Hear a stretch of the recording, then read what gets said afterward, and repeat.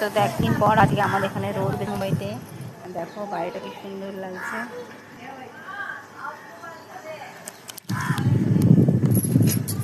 বাইরের ওয়েদারটা দেখো পুরো সেই লাগে সেই।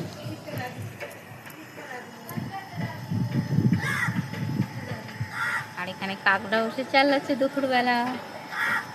তো চলো কি কি রান্না করেছি। আর যেহেতু সোমবার হচ্ছে যে তোমার নিরামিষ রান্না করেছি। আর আমার তো উপোস, তো ওদের জন্য রান্না করেছি। তো চলো কি কি রান্না করেছি একটু শেয়ার করে নিই।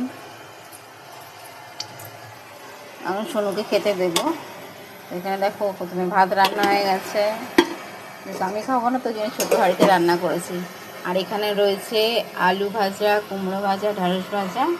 আর এখানে হয়েছে টমেটো দিয়ে একটু কুমড়ো দিয়ে মুগের ডাল। মুগের ডাল করলে ভালোই লাগে।